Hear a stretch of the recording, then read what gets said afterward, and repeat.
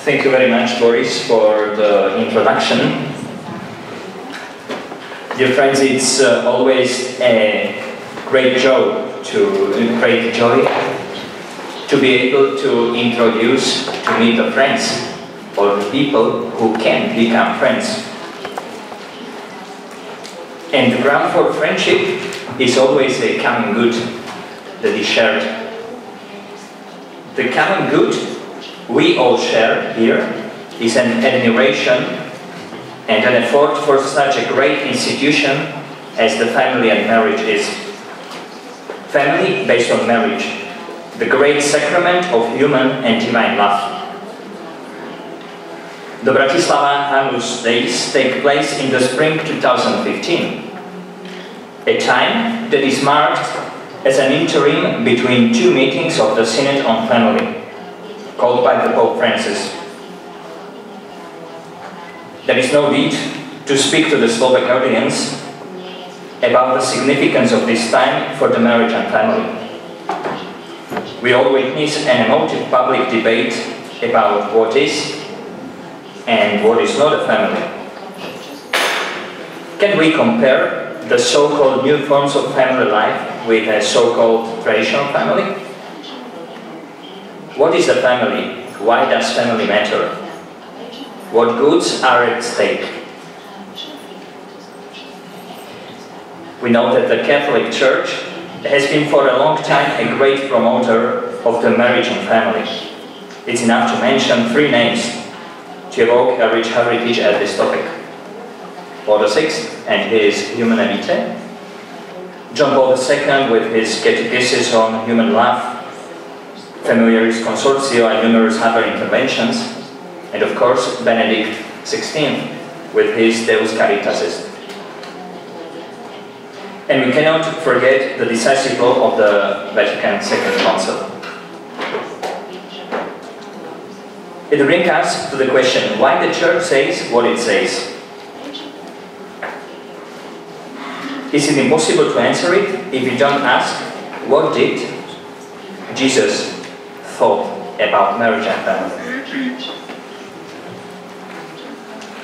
So we know that Saint John Paul II was a great promoter of the family, and at the very same day, 13th of May 1981, the date of attentate, he signed the founding letters of the Pontifical John Paul II Institute for Studies on Marriage and Family, to study in an interdisciplinary basics the fundamentals of marriage and family. It's a great pleasure for me to introduce to you the Vice President of the Roman section, a Professor of Theology of Marriage and Family at the Institute, Father José Granados.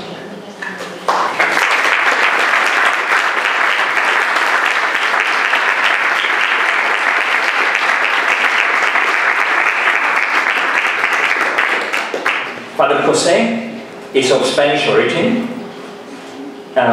He doctorated himself at the Pontifical Gregorian University at Rome, honored with the Bellarmine Award. He's a Catholic priest and a member of a religious institute, Disciples of the Hearts of Jesus and Mary. Since April 2013, he is a consultor of the Congregation of the Doctrine of the Faith, and since this March, he is a consultor of the General Secretariat of the Synod on Family. He is author of numerous books dedicated on the topic of family and marriage, published mostly in Spanish, Italian, and English, but also we have one in Slovak. So among them, the newest one is the Eucharist and Divorce towards and Shift of Doctrine, and the One Flesh in One Spirit, Theology of Marriage, and a lot of others. The one mentioned in Slovak is co-authored with Karl Anderson. It's called Call to Love, Povolami milovať, and you can buy it there in the kiosk. So, Father José, welcome, and I give you the speech.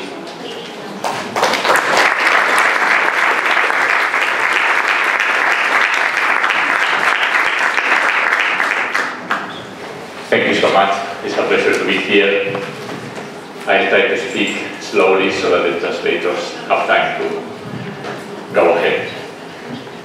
The main question that of the title of this conference, of this talk, is human marriage, human or divine. I would like to, and then there are other subtitles. One of them is whether traditional family is better than other kinds, other models of family as today we say. Now, precisely to defend what is called the traditional family, no, I don't like the term the traditional family because it seems that it's something of the past. When we say traditional family, we tend to think of, well, this family of these good times. But that today does not exist. It's not really the only model of family. But what we refer to as a traditional family is not something of the past. It's something of the future. Because it is the place, the only place where a children is born, and where children are born, and where children can be educated. So, to defend the traditional family is to defend the family of the future.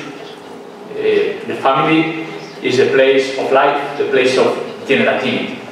So, I prefer to speak about the authentic family. Without a family, there is no future. One of the problems today is that we don't have a vision of our time that has a unity. We live in the moment, in the instant.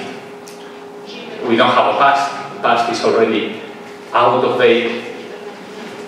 We don't have a future. We are afraid of the future. What will come of the future? We cannot imagine a good future. There are so many films about catastrophes.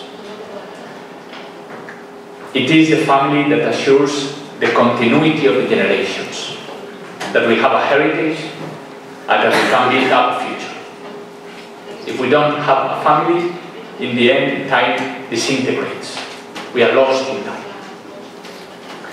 So, in order to, my point here is, in order to defend the family, I am not going to compare it with other forms of family, forms or models of family. I think that the family needs not to be defended. It defends by itself. The best way to defend the family is to see the beauty of the family, to refresh the beauty of the experience of the family, the witness of what is to be a family. This is the real way of conviction of the family. St. Ignatius of Antioch, a father of the church, said that Christianity does not spread through argument, but through conviction. Conviction of greatness, he said. It is the greatness of faith that helps the faith spread. I think it is the same for the family. It is the greatness of what the family is that is convincing. And therefore, what I would like to do here is to go to the roots and to the essence of the family according to Christianity, but also according to the truth of the human heart. And I would like to start with one text of the Bible, which is Matthew 19. And then I will go to another text, which is the first chapter of Genesis. And following these two texts, we will try to see, open our eyes to the beauty of, in the end it's more simple, more and closer to our experience. The things that are the simpler and that sometimes we have more difficulty to see. The first text is Matthew 19. You remember the story. The Pharisees go to Jesus. They have a question and they want to tempt him. So to see if he fails. And the question is it possible for a man to divorce from his wife for any reason? in the time of the Pharisees, we know that this was a question very much debated. Some of the Pharisees said that you need a very grave cause to divorce from your wife, one of the schools. If there is an adultery, then you can divorce. The other school was more tolerant, in a sense, for the man, of course. And he said, well, if she is a bad cook, you can also divorce. So you see, these not the rigorists, and then others that were. So they want to say, Jesus, where do you stand? Look, the question is not only a banal question of legal things. It is a question that goes to the heart of what we are saying to them. What are they really asking? What they are really asking is it possible to love forever? Is it possible? Or there are situations, there are difficulties, there are problems that at this point we need to say love is no longer possible. This is the real question. Can I say forever or not? They accept that it is beautiful, it is a beautiful idea to say forever, but is it real? That's the question. Is it only a romantic? Of course, people who are in love always say forever. This morning I was talking with some of you and we were precisely debating this question. Can you find a couple of two teenagers who are in love and who don't say forever? No, it's impossible. You cannot say to the person you love, you cannot say to this person, I love you for 30 days or for 1 year or only on Sundays. It's absurd. You understand that there is a call to eternity in love. And this is what is at stake in this question. Is it possible? Now Jesus goes to this route. Jesus does not stay in the legal question. He goes to the root, to the core of the question. And he's going to answer, he says, he refers to the beginning. He say, have you listened what God said in the beginning? Man will join to his wife and they will become one flesh. What God has joined, let man not put asunder. It's a reference to the beginning. What is this beginning?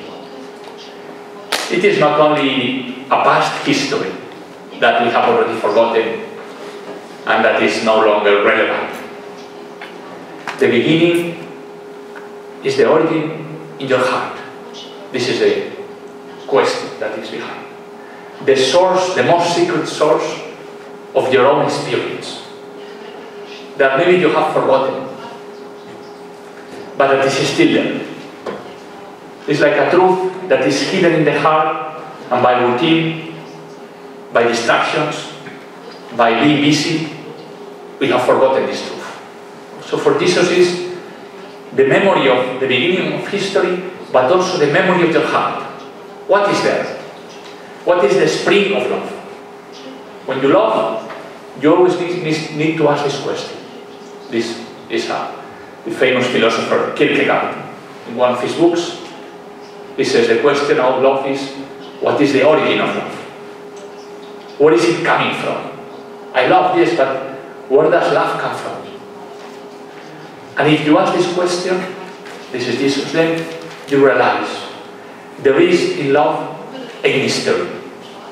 There is something that is not my own creation, that is not what I have done, that refers me to something bigger, greater. In the beginning, God created them man and woman. What God has joined. This is what the Pharisees have forgotten. They have forgotten that there is something greater than what they see in their love. They are only counting of love as a human thing, my human action, maybe my emotion, what I feel. We reduce love or my power. I am very strong, I can promise forever.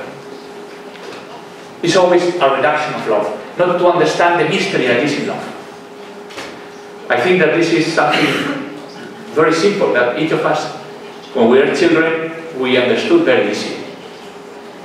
That there is a mystery in life, and that this mystery is connected with love. We tend to forget. Remember the question which we started, marriage human or divine? If marriage is only human, it is impossible to keep its promise. It is impossible. We need to recognize, and Jesus is saying to the Pharisees, it is impossible if you forget the origin of love, which is precisely God. In our society, we have secularized love. From the many 2 centuries ago, love is no longer a mystery. Marriage is something that we do between us, the couple, the society. But we have lost the roots of marriage in something that is bigger than a human being. And this is what Jesus is trying to remind the Pharisees. This is the hardness of heart. Remember what he says? Because of the hardness of your heart. What is hardness of heart? Is not to remember that there is a mystery in love. Is thinking that love depends only on you, on what you do or on what you feel. But tell me, if love is only a feeling, who can promise a feeling? I don't say forever, I say for 2 years, for 1 year, for a couple of months, maybe. But if we base the roots of marriage, and this is the way many people see marriage today, I am in love, I feel in love. I base my yes in an emotion. This is a reduction of love. When I get married, I don't say, no, I say yes to the other person. Yes, I will. I don't say, yes, I love you. I don't say yes to this love only. I say yes, I will to a project that is greater than me and than you. We can reduce love also, and this is also what Jesus is saying to the Pharisees, to our own effort. I am able to love. I have promised and I will maintain. Maybe you tell me, no, this is not a question of feeling. I know it's not a feeling, it is my will. But we can also see marriage this way, and God is not present. But look, Jesus is not saying to the Pharisees, what you have joined together, do not separate. This could be an answer, a possible answer. No? You have said yes, now you need to keep your word. You have said yes to the other, be faithful to your own word. Be constant. This is the real marriage. Jesus does not say that. The problem is not my strength. If the couple decide that they are going to love each other only based on their strength, it is going to be a failure. This is all one of the other problems in our society, which is called the privatization of love. That means to make of love a private thing. Marriage is about me and you, and nobody else enters here. It's my own way of relating to you. It has nothing to do with the common good. It has nothing to do with society. It is me and you. If the family becomes this way, isolated from the rest, then it is broken, it disappears. Because we cannot assure that we will be faithful because we don't know our own future. We change, and the other people change. How can we assure a love forever if we are so fragile? So what Jesus is saying, remember, go to the beginning. What God has joined together, let man not put asunder. This is very important in this answer to the Pharisees. Love is possible if you trust in something else. Love is possible if it is not only a feeling, not only an act of the will, but you count on other elements, and especially if you count on God as the Creator. At this point, we need to go to the other passage I told you about. We have started with Matthew 19, and then we will turn back to this Matthew 19. But we need to go to the book of Genesis, because Jesus is discussing with the Pharisees. He has in mind the book of Genesis and the covenant with Israel. Remember that for Israel, the covenant is a covenant between God and Israel as the spouse of God. And this image is very present in the discussion with the Pharisees. The covenant uses the marriage as its expression. And so to understand marriage is to understand how God loves his people. The reference to the beginning and the hardness of heart is because you have forgotten God's love for you. If you forgot that God loved you, then you cannot love your wife. This is the key of the question. You have forgotten that you have been created because of love. You have forgotten that life is a gift. You have forgotten that it is not you to love, but that you have God's strength to love. This is why you don't trust love. You don't have faith in love. Pope Francis reminded us, Christianity, the Christian life is about believing in love. Do you believe in love? I can ask you this question, do you believe in love? If we ask this question to people in general, they will say, I like love very much. I like it. I like to love and to be loved. But this is not the question, is do you believe? So do you think that love is able to last so that you can build up your own life upon it? Maybe to this question people will answer differently. Our society does not believe that love is able to hold love, that I can build up my life on love. Because love is reduced to a feeling, love is reduced to an act of my will. So what is then marriage? If it has to do with love, Jesus is saying, go back to the book of Genesis.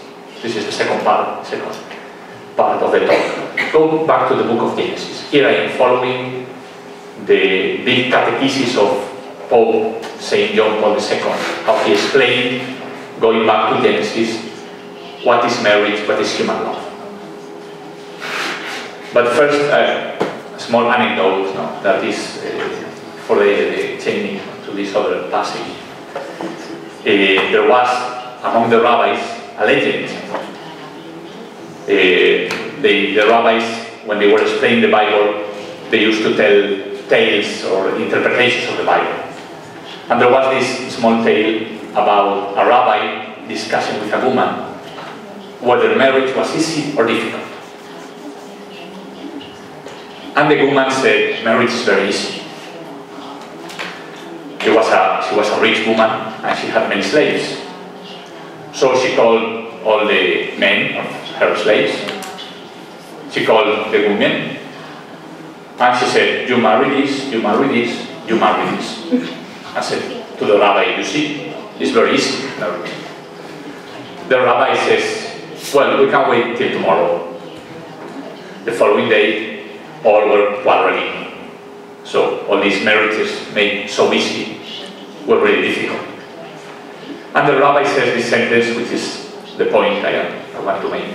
The rabbi says, it is more difficult for man to for God. It is more difficult for God to join man and woman together.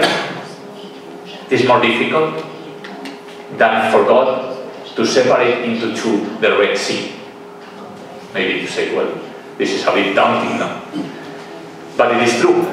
It is more difficult for God to join man and woman in marriage than to separate the Red Sea.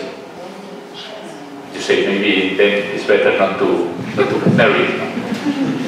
Why is more difficult? We are getting to the mystery and to the answer to our question, love God, marriage, human or divine. Why is more difficult? Because to separate the Red Sea into two, God only gives his order and the water is obedient to God. One part of the water goes to one side, the other part of the water goes to the other side.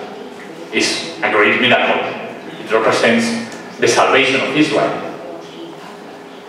But God commands and the water obeys.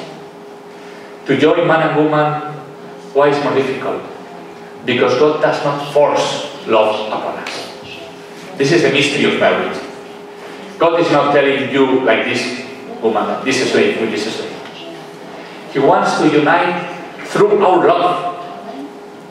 He wants to unite man and woman through the love of man and woman. So that the union comes from within us. It is a mystery that is in our own love. In the way I discover the other and I love the other, God is acting. So He enters and to count on our freedom. This is why marriage is precisely the union of what is human and what is divine. Marriage, human or divine? Both. The divine entering into our life and acting through our own freedom, through our own love. This is, then it means precisely that in the experience of marriage, we have the first experience of God. That marriage is the first place where we experience God. This is why if you take marriage out of society, you take God out of society. There is a book by an American author, Mary Eberstadt, How the West Really Lost God. How the West really lost God. And she says, we have lost God. We normally think that we have lost God, and then, because there is no God, we have lost morality, the family, other values. But she says, no, we have lost the family, and then because we have lost the family, we have lost God. When you lose family life, in the end, God disappears from your experience. You don't feel Him. You don't touch Him. And then it becomes an abstraction. God is present in our experience when we recognize the love of our parents that have given us life. Love is present when we feel love between a man and a woman, and the man discovers that his masculinity allows him to become one with the woman, with the mystery of the woman. And he says, there is a mystery here. God appears in our experience when we have a child, when man and woman have a child, and they say, this does not come from us.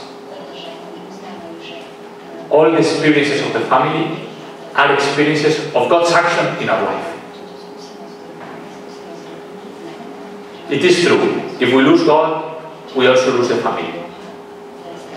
But it is also true, if we lose the family, we lose God. And many times, to recover God in our life, we need to recover first the family. I said that all of this is included in the book of Genesis, especially in chapter 2. So I will comment a little bit on this book of Genesis to complete the description of marriage. You know that in Genesis 1 and 2 we see the creation of the world. In Genesis 1, the stars, the sun, and at the end, the human being. Man and woman in the image of God. Like the summit of creation, the last thing.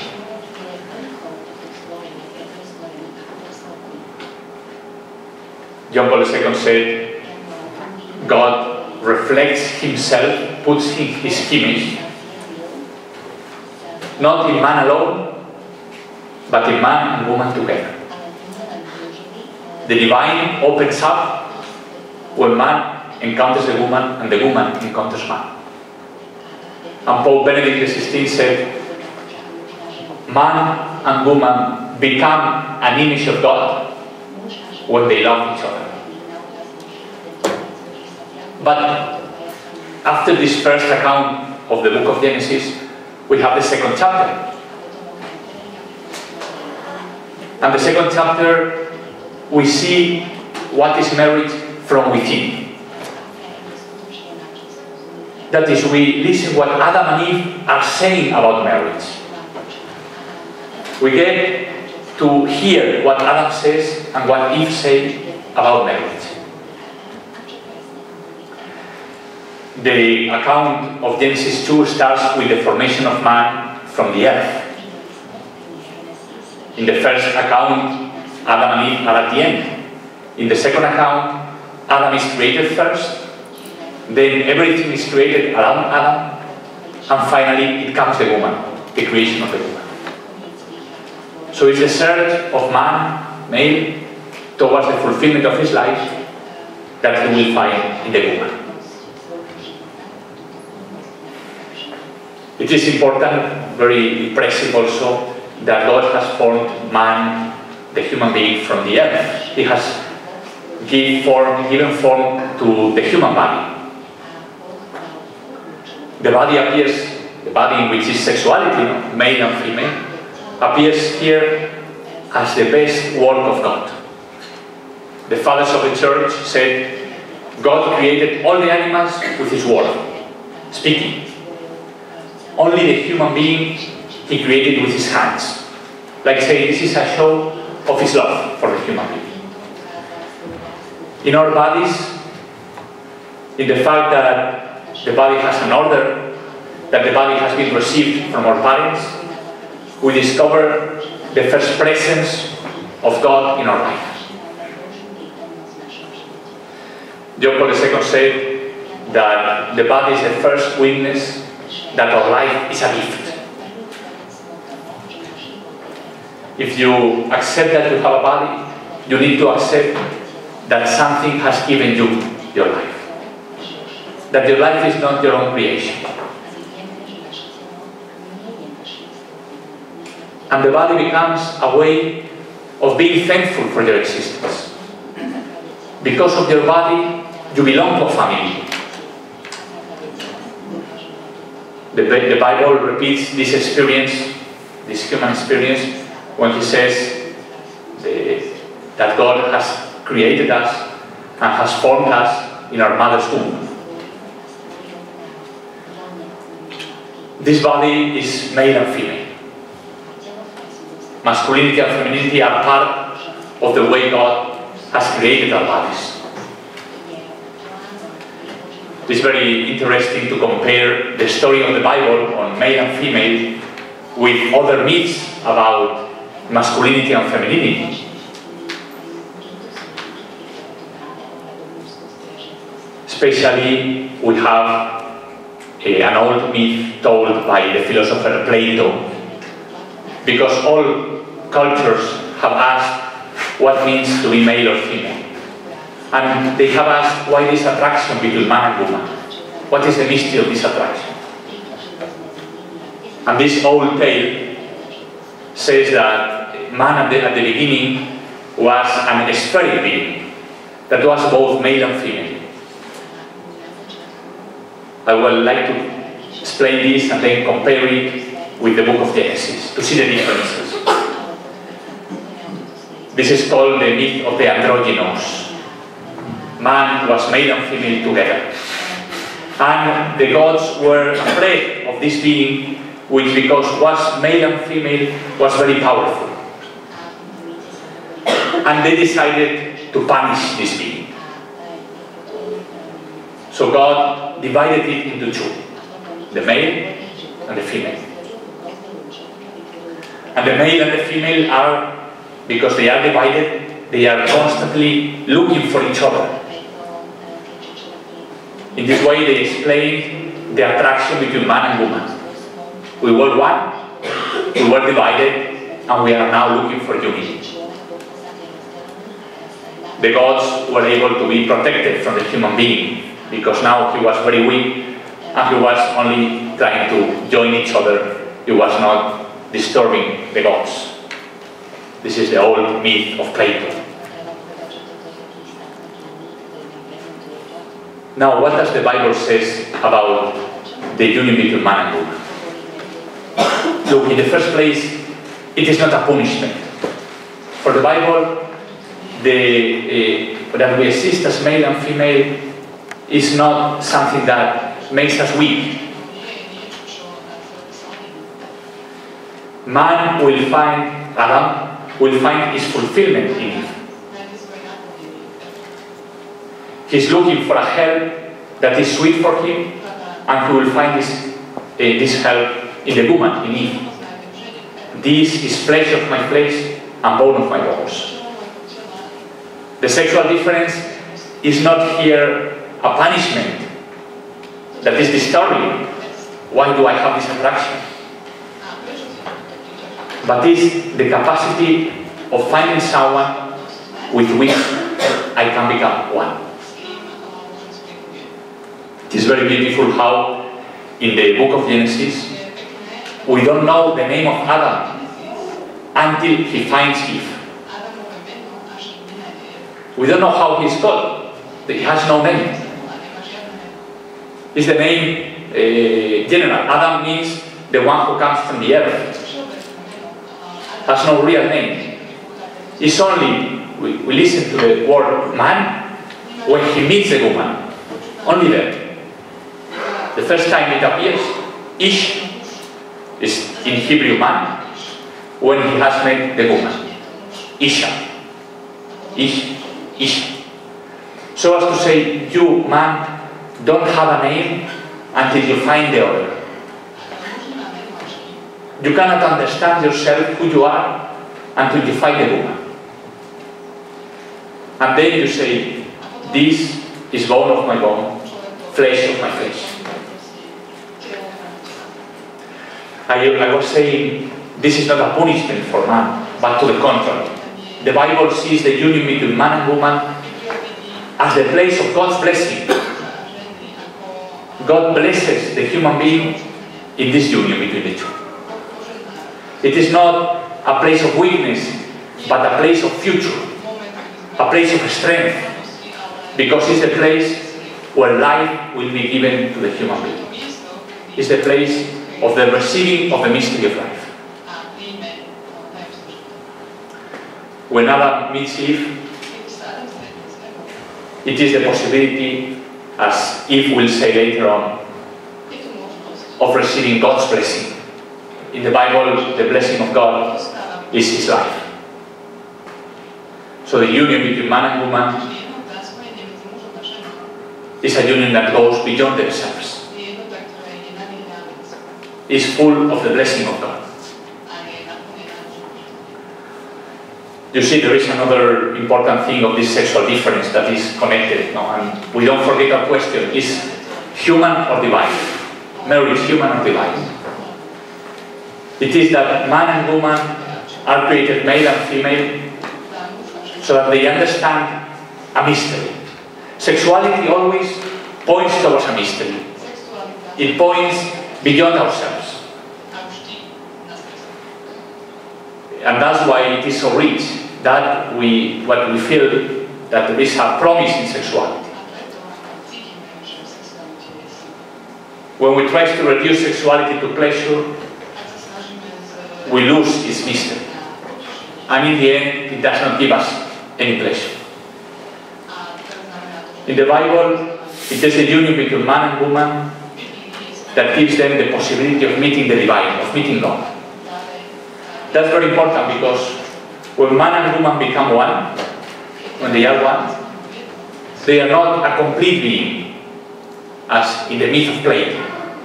To the contrary, they are more open. They are open to society, they are open to children, they are open to friends, they are open to God. The sexual difference enriches our life. It makes us understand that life is bigger than what we can plan and control and project. If you take out the sexual difference, you take out the horizon of life. It is taking out future from our society. In the Greek already, talk about eros. Eros is sexual attraction as a strength that moves the human being towards the divine, towards God. It's very beautiful to see how in the Hebrew understanding of sexuality, the two words, the word for man and for woman, in Hebrew you say ish and isha. Ish is man, isha is woman. And the rabbis said, when they interpret this difference of names, what is the difference between the two names? Ish, isha. The difference is the last syllable, ah. And this is precisely the word in which the name of God is written. So the rabbi said, in the sexual difference, there is a mystery of a presence, of the presence of God.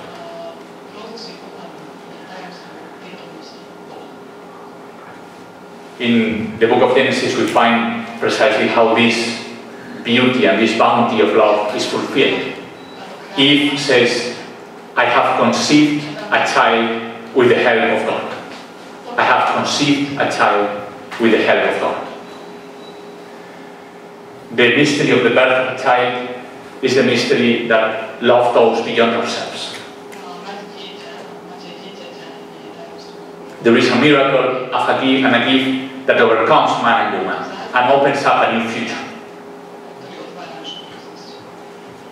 Of course, the family is under attack, and we know that the family suffers, and that seems to be in crisis. We speak of the crisis of the family. But we need to remember, according to the account of the Bible, and according to the account of Jesus, the real family, when we really believe in the family, it is not in crisis. It is the only way of overcoming crisis. Because it is the only way where the future is born. No matter how much we can attack the family, the only way the future appears in our life is in the family. So the family, the real family, will never be in crisis. It's the only solution to crisis. The only place where there is future. It is very interesting, and I finish with this book of Genesis, and then I make a conclusion, and we will have questions. In the book of Genesis, we have also the fall, sin. We know that the relationship between man and woman is wounded. We feel the difficulty of loving. Many times, sexuality is for dominion and not for love. And in the Bible, it seems that God is punishing man and woman when He says to Adam, you will work with suffering, and He says to Eve, you will give birth with suffering. We say, well, this is a punishment. Both of them are punished because of their sin. But this is not a punishment. It is also has an aspect of difficulty, of problem, but it is a signal of hope. What God is doing that is to confirm it. Adam and Eve, even if you have sinned, even if you have betrayed my covenant, my blessing will still be with you. Because what is God's blessing in the Bible? The fruit of the earth, that when I work, the earth gives fruit, and the fruit of the womb, that the love between Adam and Eve, between man and woman, will continue to give fruit. So God is reaffirming, don't be afraid, my blessing will still be with you. It is true, it will be through suffering, it will be through problems, but I will be there. So God is reassuring Adam and Eve that His blessing is not stopped. Well, I think this is the hope of the church, and I finish with this final conclusion, and then we will have time for questions. I have described what Jesus says about the family as a union of what is divine and what is human. Through our sexuality, through what is written, the language of our bodies, we discover the other. Man discovers the woman, and woman discovers man. And they discover in this union a mystery that they have not made themselves. They discover a capacity of living for the other, which is marriage. And they discover that in this living for the other, there is a possibility of saying forever, because they are not alone. Because God is present in this union. Their bodies have been received by God. And in the love, in the union, they experience the presence of God. Now they are able to live in marriage. And in the marriage, there is a source of life and of hope for the church. Many times we look at the family, also in the church, as a problem. The family is always, if you are a pastor, a parish priest, is creating you problems. People come to you with problems, with difficulties. And in the end, it's like a nightmare for a pastor. I don't know what answer to give. Now, the family, and this is what we are called to do, and also in relation with the synod. If we look at the family as a problem, we will always arrive too late. We will solve the problem, but another problem will appear. We will be always behind the reality of the life of the family. The family is not a problem, it is a resource. It is a source of life for society and for the church. It is the only source of future for society. Tell me if you know another way to give birth to the future that is greater than the family, that the union between a man and a woman. Tell me another place that society needs to defend because its whole future depends on what happens there. Tell me another kind of union that can compare with the union of the family in assuring a future, educating a future. If you can. Now for the church it is the same. In the family there is a source. There is a source of life for society and for the church. Because, and this is my final thought, the marriage is a sacrament. The gift of God from the beginning, the capacity of loving each other, the capacity of giving life to a child, has been assumed by God to give Himself to us. God has chosen as the place of His gift a family. This is the place where Christianity has happened.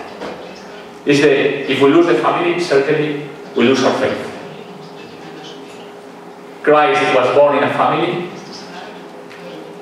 and He used the language of the family to tell us how much He loves us. Take out the family and tell me how can I understand that Jesus is the Son of God, if I don't know what a son is. Take out the family and tell me how can I understand that God is the Father, if I don't know what a father is. Take out the family and tell me how can I understand that Jesus in the cross loves us forever in a spousal gift. But we say in the Mass, no? Behold the Lamb of God. This Lamb of God has invited us to His banquet, the wedding of the Lamb. If we take out the family, we don't have the language of faith. We cannot understand Christian faith, and we cannot transmit Christian faith to others. The family gives us the grammar of faith. So much that God has chosen the family as the place to show us what His love for us is. And this is something amazing. The fact that in the love between a man and a woman, if they are Christians, God Himself has not only shown us an image of His love, but His very love is lived there. It's like God entrusting his love to every man and woman that get married. It's like saying, the world will know how I love the world by the way you love each other. This is the great gift of the sacrament of marriage. Now, this is the point where the work of the church needs to start. Because this is a big source. I finish with just this last idea. So many times, the problems of the family, I would say we need to face the challenges of the family. The family has a lot of challenges. We need to respond to the challenges of family life. Okay, challenges that come from society, from the weakness of people, from the failure of marriage. Well, there is one challenge that is much bigger than this, much bigger. The real challenge of the church. Which is the real challenge that is much bigger because it's God's challenge. Live according to the gift that I am giving you in the sacrament of marriage.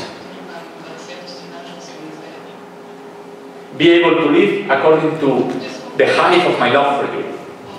This is the real challenge. And it's above our capacity because it is divine, because it's to take the challenge of God to the church, show to the world my love in the way the families love each other.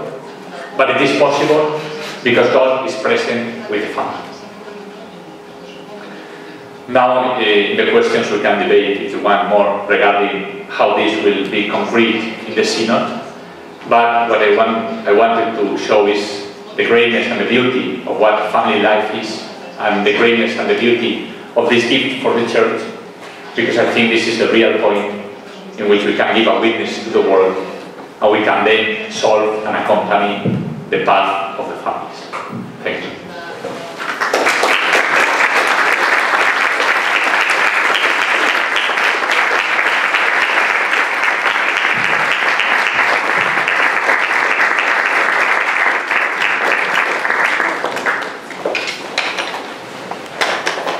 Thank you very much, Father José, for this inviting to deepen the way to discover the mystery of marriage and family. And I think there are a lot of questions, a lot of people that would like to ask something to Father José. The method of giving questions would be, we would make always 3 questions, and then Professor Granados will answer it. So please raise your hand, and there will be an assistant to pass the microphone, and then we will answer it. The question could be given in English or in Slovak. If it's in Slovak, it will be translated. So,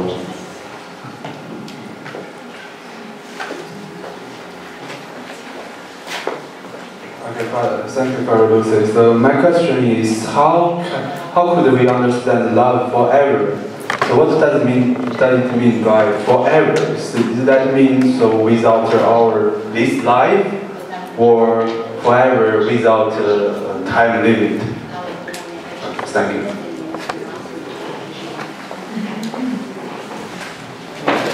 I would also like to thank you for your lecture, and I would like to ask a question touching a specific and in some sense a problematic aspect of calling to marriage. There are many discussions about the situations of divorced people, so I would like to touch the situation of people who are divorced but not yet remarried. So what would you say is the will of God, the calling of Jesus for them, and whether you think that the church is doing enough to help them and to encourage them to live in that way, or whether you think that some additional things could be done in the church to help those people?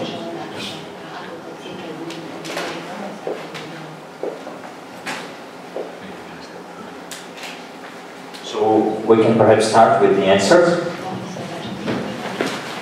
Okay, I'll start with these two, which I think are related, because the question of the forever, of being able to promise, is then the other side of what happens when this forever seems to fail. I think that now we don't trust that love is forever also, mainly because of two things, no? And then I will enter into your specific. No? We don't think, first of all, a bit of wonder before our capacity to promise. There's the experience of promising. When I promise something to someone, this is really something amazing, that I can take my future into my hands. A future that I don't know what will be with me. Seems impossible, because today we tend to live in the instant, in the moment. So that it is possible to promise, to engage my future in advance without knowing it. And that to promise is good, because many people think that to promise is to be enslaved by my promise.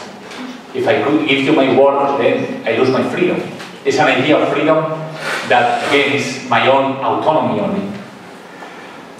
Now, in order to understand how can I promise, you need to understand our personal life as always in relationship with others. We are not alone in life, we are in community, we are in communion. Only in a communion, only before another, can I say forever. In a sense, I can have a future because I belong to a family. The possibility of saying forever is first of all received from my parents. My parents educate me to be able to say forever, because they love each other, and I understand that in this love there is something solid. So there is another understanding of the person in order to be able to say, yes, I promise forever. If I count on my own force, I cannot. This means, for the Christian idea of marriage, that the promise needs the protection of the whole of society. A couple cannot promise if other people are not helping, if the church is not helping. I said earlier, when we isolate the family, when we think only of the couple, then it is impossible to think of a promise. The promise is possible if society helps, if the church helps, if God helps. Now this also places a question, you said forever, normally we think till death do us part. So the promise, we guarantee our promise till death, because at the moment of death we enter into another dimension of time. Marriage is for this world. It is attached to our being, our way of living the body that we know here, and to the procreation of children. In eternity, we know that marriage will be transformed. So forever means till the moment of death. But knowing that because we say forever in God, God will not separate our love to our spouse. So the relationship that we have in this life will continue in God. That will be my answer. So the promise is, the promise of marriage is till death. But in the Christian hope of the resurrection of the body, we know that this relationship will continue. In a different form, because it will be the risen body, but it will continue. Now the other question is more difficult, I will say, because it's precisely what happens when there is a failure. And we all understand the difficulty and the drama and the suffering that is involved when a marriage does not succeed. And we understand also, precisely in our time, the weakness of marriage is much bigger. Because in other times there was the protection of society much more clear. Today, people speak of liquid relationships, so that we think that we cannot engage in something solid. The relationship will be always liquid, changeable. It will depend on how we feel or what we want now. So it's in a sense easier for a marriage to fail. That's why, in a sense, much of the effort would be to prepare for marriage, to help marriages in their first years, to accompany the families. But nonetheless, what happens when a marriage fails, and what can the church do? The problem is not that the marriage fails, but when people say that I want to remake my life. I need to have a second opportunity or a third opportunity. Now this is the problem for the church. Because what we said earlier, that in marriage we have a sacrament that contains the very faithfulness of Christ to the church. The family has been entrusted with the gift of the love between Christ and the church. And that's why Jesus said, if you divorce from your wife and you marry another, then you commit adultery. We have these very clear words from the Lord, which are not negative. No, it's not that Christ is saying, is putting a burden on us. When Jesus says that you cannot divorce, the whole context is a context of mercy. This is very important. Chapter 19 of Matthew, you shall not divorce. The chapter just before is all about forgiveness. Because you can be faithful to your wife and to your husband if you are ready to forgive. The capacity, the indissolubility of marriage means I love you forever, I forgive you whatever you do. This is possible only if we are rooted in Christ's love. So, for a Christian to enter a second union is to enter in contradiction with the words of Jesus and with the gift of the sacrament of marriage. That's why it is to enter also in contradiction with the gift of the Eucharist. This is why, according to the discipline and the doctrine of the Church, a person who is living against the sacrament of marriage cannot approach the sacrament of the Eucharist. But that doesn't mean that there is no option, that there is no way out. And I think I would like to stress that. Precisely, there is a path to these families. So there is a possibility of accompanying these couples, these persons. And I think here is the creativity of the synod, to find ways in which the Church can accompany these people in an itinerary of reconciliation.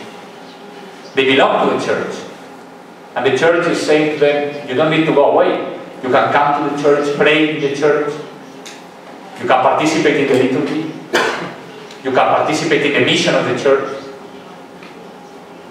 You are a Christian because of your baptism, because of your faith.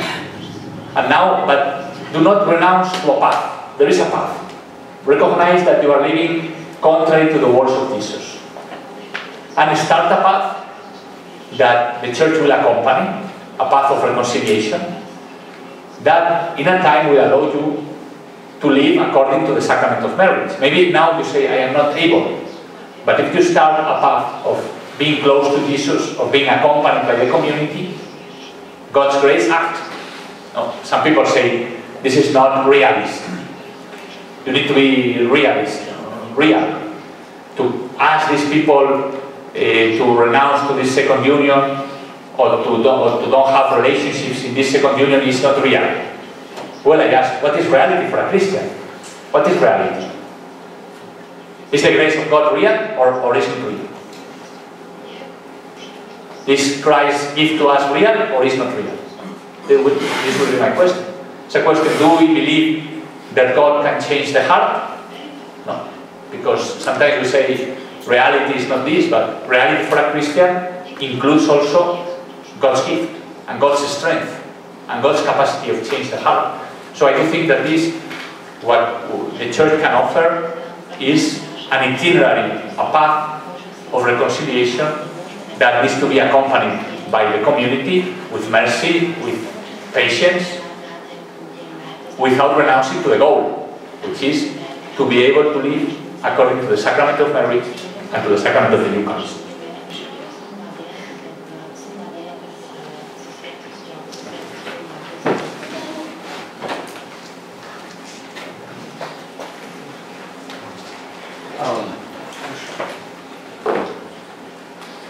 Thank you, Father Jose. Any other questions? What argument would you make against gay marriage for the protection of the family?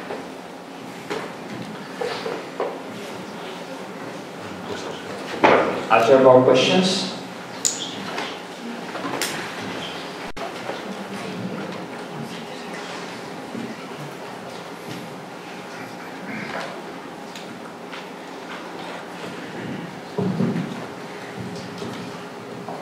Chcel by som sa spýtať, že ako sa pozeráte na tú možnosť rozvodu a opätovného manželstva v pravoslavnej cirkvi a na to teologické zdôvodnenie, na základe ktorého je toto u nich povolené.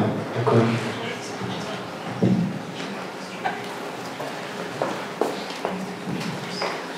I was really struck by your anecdote with the Red Sea, and I have actually two questions, if I may. You said that God gives me the free will. So my first question is, how do I decide whom I want to marry when I have the free will, and what should I base my decision on if it's not the emotions, because they are not forever? What should it be? That's the first question. And the other one is also connected to the free will.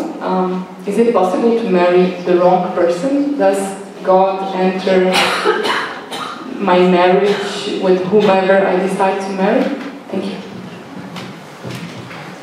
Okay, so I mean, the problem, I said, I mean, it's a broad problem, you know, how in our society we can say gay marriage shouldn't be gay marriage at all, because it's not marriage, no? Because that would be, without this meaning that we are discriminating against or being like basing our argument only on our faith, because this is not an argument of Christian faith, it's an argument for the common good of society. My argument would be what I have said here. So you need to prove that this union is a common good for society and that it is to be protected by society. This is the question at stake. If you have an idea of marriage as something private, it's okay? Are you listening? Yes?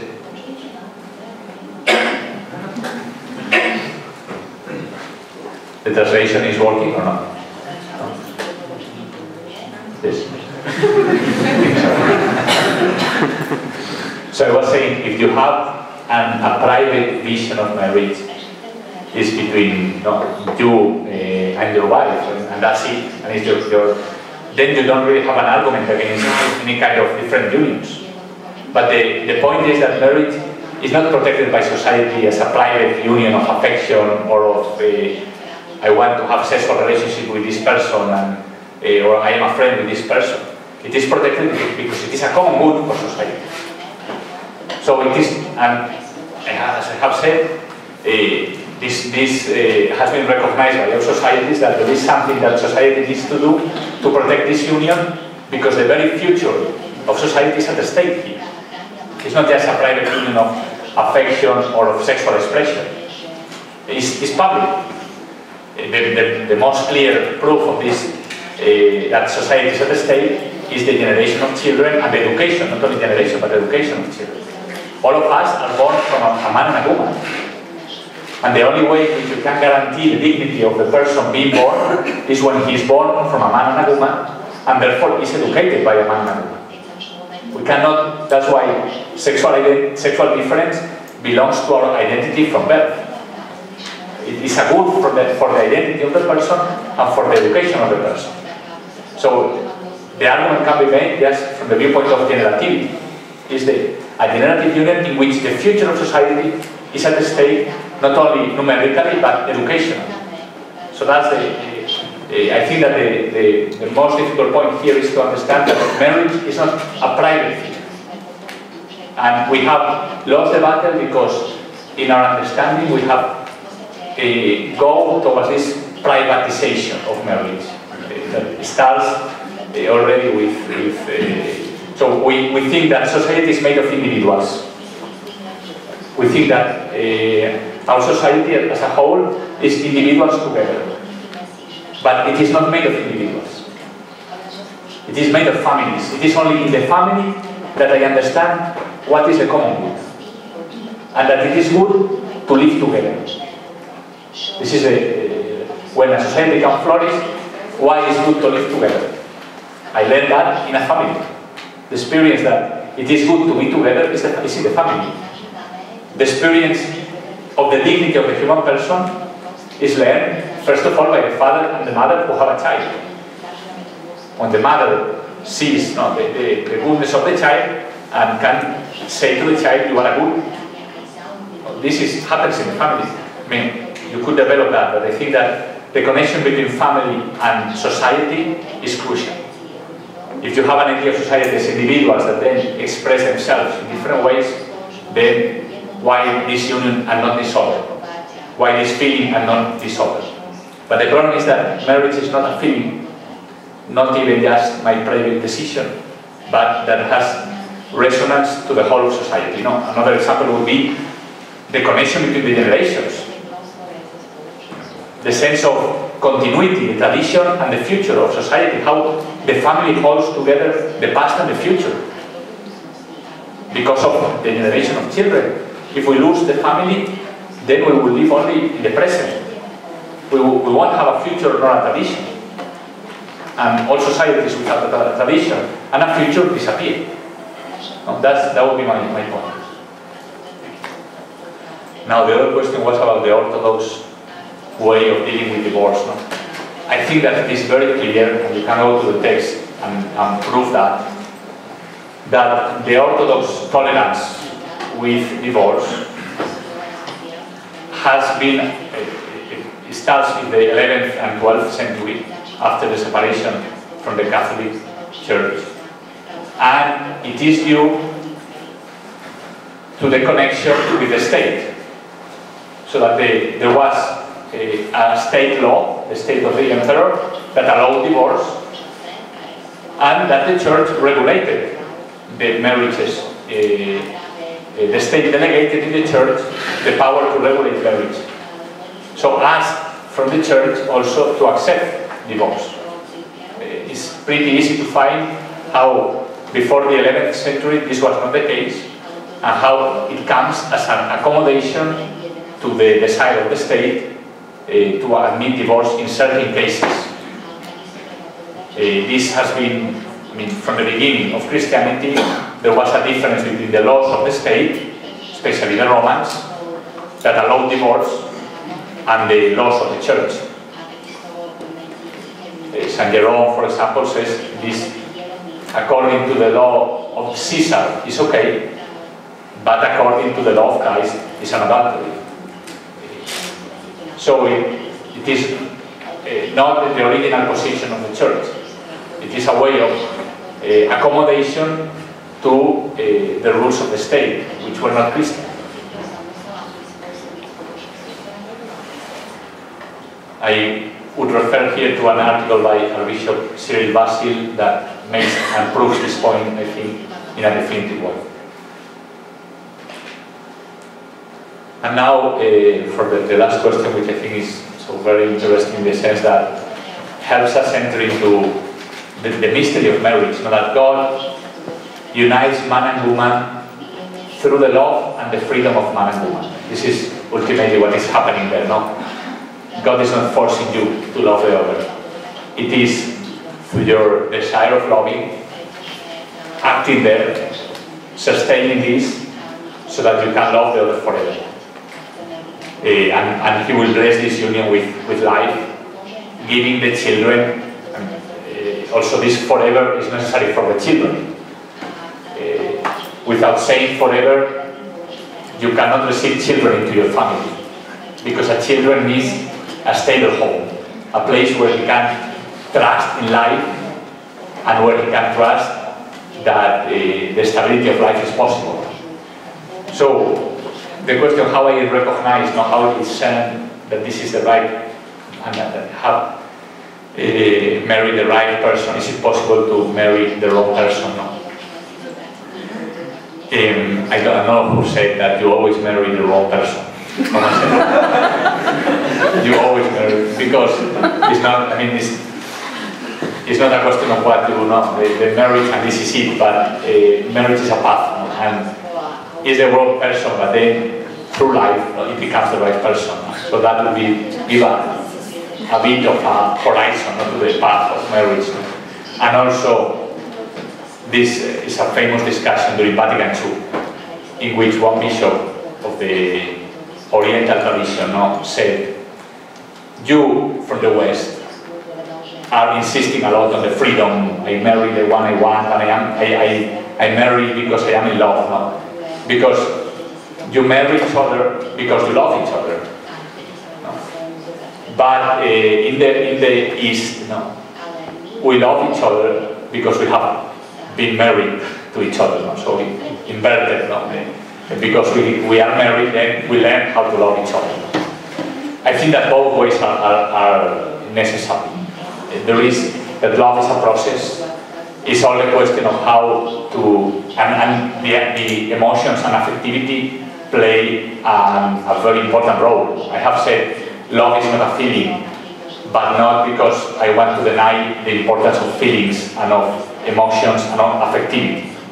So the affectivity is the way in which the body can tell us that there is something special in the other, and also is the way in which I can share the interiority of the other. Without affectivity, we would be like isolated from the others. It is in the affections that we start to feel. Here, the question is only so how to walk towards marriage.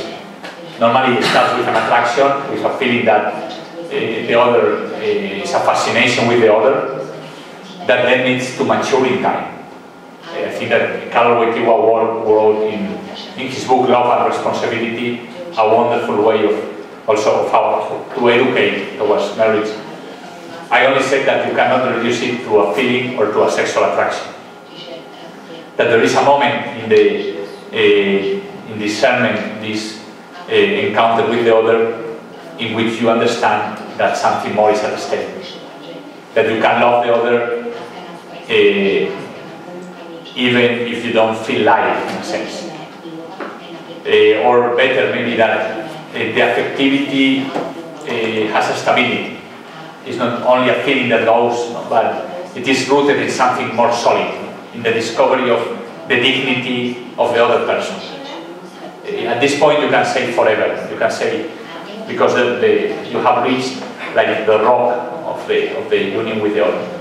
And then marriage is a path. Marriage starts, and that's why sometimes we can feel in the church that it is not enough of preparation for marriage. Maybe it is not even the most important. Most important is to accompany the young couples after marriage, because it's when you need to strengthen the decision, you need to, when the real problems appear, and that you can help build this love that is given, but then is the work of the whole life.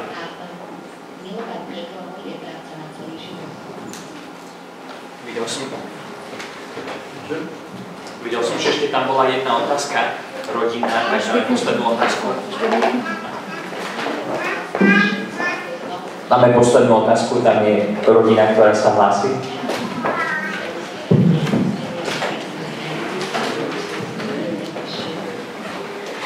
Už ste to tu začali. Ja som sa chcel spýtať, či sa synoda zaoberá aj prípravou na manželstvo. Lebo aby sa tak obmedzilo alebo nejak predišlo tým krízam, ktoré tu boli spomenuté po prijatí manželstva. Či synoda aj toto si kladie za dôležité, aby sa tomuto venovala. Pretože na taký pracovný život sa učíme niekoľko rokov, 8, 10, ale na manželstvo to zažívame len to, čo prežívame v rodinách, a alebo počas krátkej prípravy, ktorá je podľa mňa nedostatočná.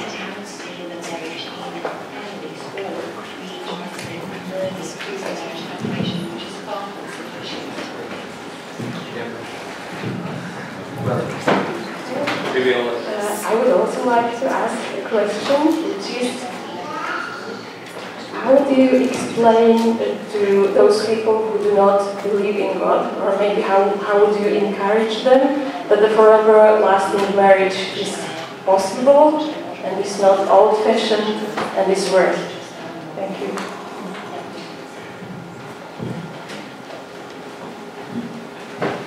So,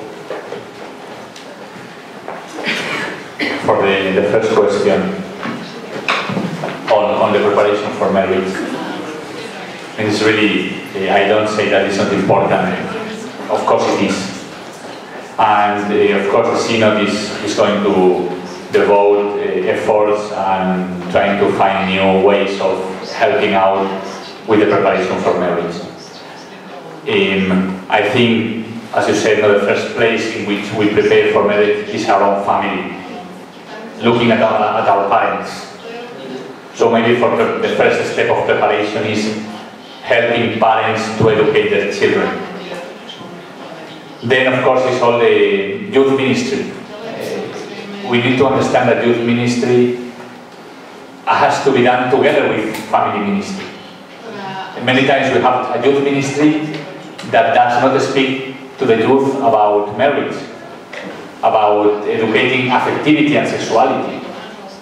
But the main youth is precisely the moment in which we start to decide to love and we can learn how to love. So this would be a crucial step. So how can we accompany the couple not only when they come to the church to marry, because then it is too late. They have already decided they just want to get married and well, they need the priest, so they ask. But you have not accompanied them to take the decision. And many times also people do not marry and this is one of the problems today, that people do not want to marry because they think in the end it is impossible. So how, the Pope said, no, how can we accompany the people so that they understand that they want to get married? The desire of getting married, how we put in the heart of the people the desire and the capacity to take the decision. So for this I think that the pastoral of the church needs to start much earlier. Accompanying the process of dating, the process of maturing the way that we have abandoned, and that there is no, so this is something that the youth do between themselves without any role of the church and without any role of their own family, many times.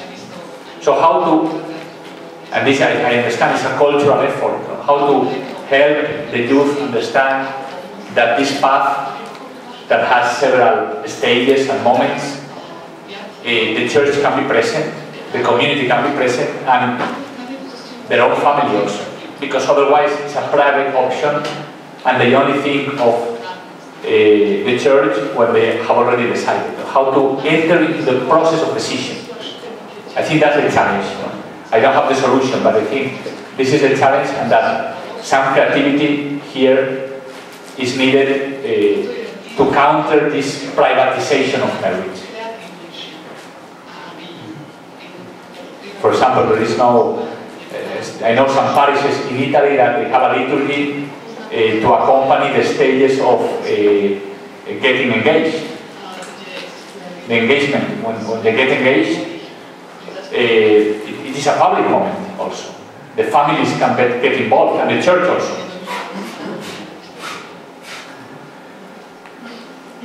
Now the other question is more, so it's about how people who don't believe in God, no? How can I tell them that love is forever? I mean, as I said, I think that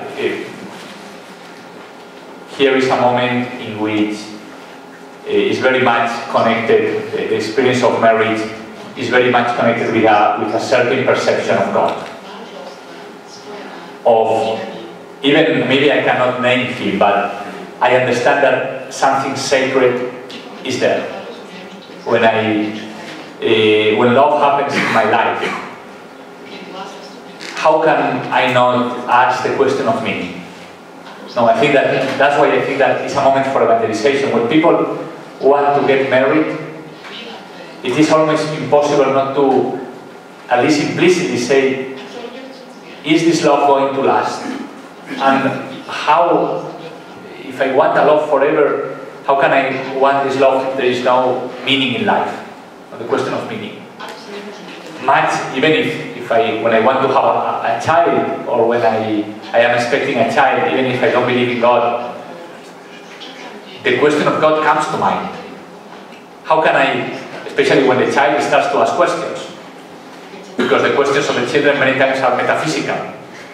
They ask questions that is about the meaning. So, if you have a child, it's because you have an answer to these questions. No, it is not responsible, it is not, has no sense to have a child if you don't think that life is good, that is worth living. You have a child and now you are not able to answer to the questions of the child, the question of truth. So I think that there is a connection, experiential, very strong, between the desire to get married and to have children and the perception that God is acting and is present in my life. And I see that as an opportunity for evangelization.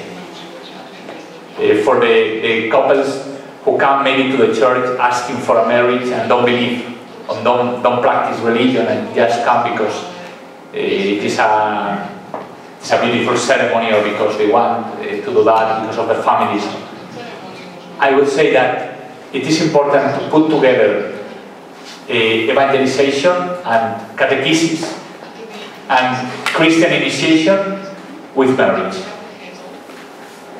So my answer to your question would be that precisely in the desire of a love forever, there is a path to show them that God exists, and that it is an experiential way to help them, because I do think that with an explicit denial of God, and if you don't think that life has a meaning and that is worth living because there is a horizon for your life, it is not possible to desire to get married and to form a family.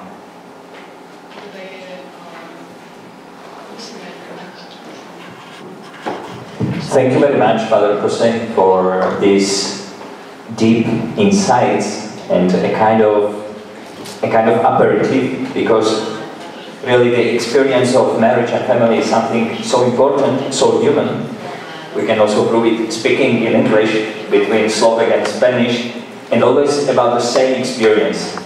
Tell me if somebody can say that marriage and family are not a nature institution. So how could somebody deny it? I have to stop the discussion here for the questions of time, but we can continue informally after the discussion with a good wine which was prepared for us, and there will be some more possibilities during the Bratislava Hanus days to continue with the topic of family. And I would like to invite you, that would be the presentation of Max Kasparu on Tuesday at 7 at the UPC, o 7 vo štvrtok v UPCčku, útorok v UPCčku. Spolužite na divoko, prednáška psychiatra a diakona Maxa Kašparu. A v nedeľu, zajtra o 6:00 v tejto budove v Pistoriho paláci,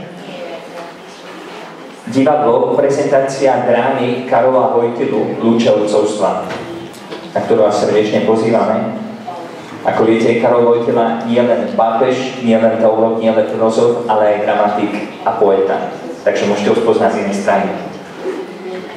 Okrem toho, ak sa vám páčila prednáška, ak sa vám páčia bratislavské Hanusové dni, tak dobrovoľníci majú nejaké kasičky, kde môžete prispieť, ak chcete, na organizáciu budúcoročných bratislavských Hanusových dní.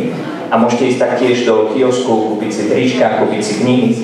Špeciálne vás pozbudzujem kúpiť si knihu otca Granadosa, Povolaný milovať, kde všetky tie témy, o ktorých sme dnes hovorili, nájdete viacej do hĺbky. Takže, thank you very much. And